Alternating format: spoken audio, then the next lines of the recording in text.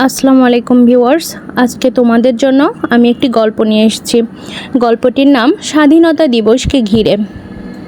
গল্পটি শুরু করি তাহলে। আজ বৃহস্পতিবার। এই দিন শেষের 2 পিরিয়ডে অন্য রকমের কাজ হয়। আনন্দে ভরে ওঠে আমাদের মন, হাসি আনন্দে ভরে থাকে পুরো সময়টা। তাই সবাই আমরা বৃহস্পতিবারের অপেক্ষায় থাকি। আজ ছবি আঁকার শিক্ষক রূপা আপা খুব তাড়াতাড়ি চলে এলেন।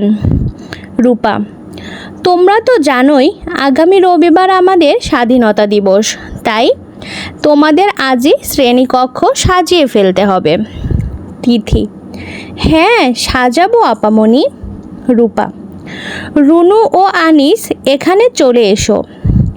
রুনু ও আনিস তার টেবিলের কাছে চলে গেল। রূপা: আপামনির হাতে একটি ডালা, তাতে কত রকমের জিনিস। রূপা: এগুলো নাও, 5 মিনিট দুজনে পরামর্শ করো। কি কি তৈরি করবে, কোথায় কোথায় সেগুলো লাগাবে, আমি সাহায্য করব, প্রয়োজনে আমাকে জিজ্ঞেস করো। রুনু ও আনিস নিজেদের মধ্যে কথা বলল, তারপর 2টি দলে ভাগ করে দিল সবাইকে। 2টি দল 2 দিকে বসে কাজ শুরু করে দিল। একটু গল্প হাসিও চলতে লাগলো। 2 দল মিলে নানা রকমের কাজ করলো। লম্বা লম্বা শিকল বানালো রঙিন কাগজ দিয়ে। আর্টবোর্ডে ফুল পাতা এঁকে রং করে নিল।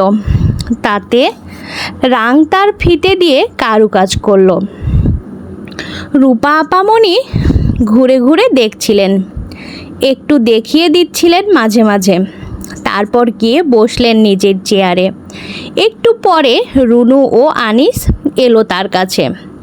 আনিস: আপামনি, আমাদের একটা অনুরোধ আছে। রূপা: হ্যাঁ বলো। রুনু: আমার একটা দৃশ্য তৈরি করেছি, সেটা পিছনের দেয়ালে লাগাতে হবে। আমরা দেয়ালটা ব্যবহার করতে চাই। রূপা: তা করতে পারো। আনিস: আপনি দয়া করে একটু উঠে দাঁড়ান, তাহলে আমরা দেয়ালে কাজ করতে পারবো।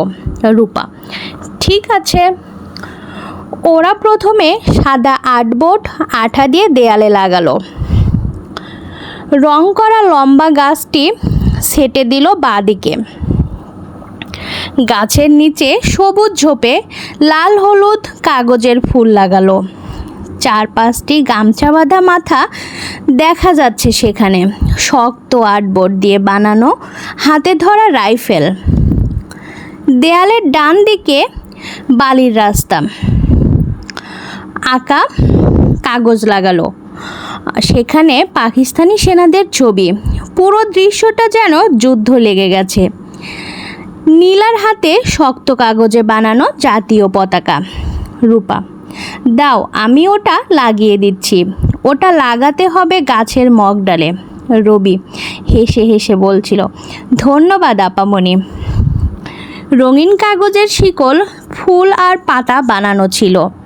শ্রেণীকক্ষের চারদিকে মালার মতো সেগুলো ঝুলিয়ে দিল রবি ও পারুল। নীল সাদা রাংতার ফিতে মালার মাঝে মাঝে ঝুলিয়ে দিল। চারদিকটা তখন ঝলমল করে উঠল। রূপা: খুব সুন্দর কাজ হয়েছে তোমাদের।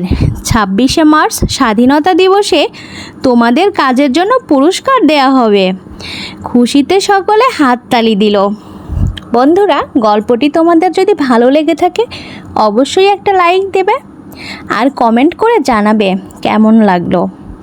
আর অবশ্যই আমাদের চ্যানেলটিকে সাবস্ক্রাইব করে দেবে, তাহলে পরবর্তী গল্পটি শুনতে পারবে। ধন্যবাদ পাশে থাকার জন্য।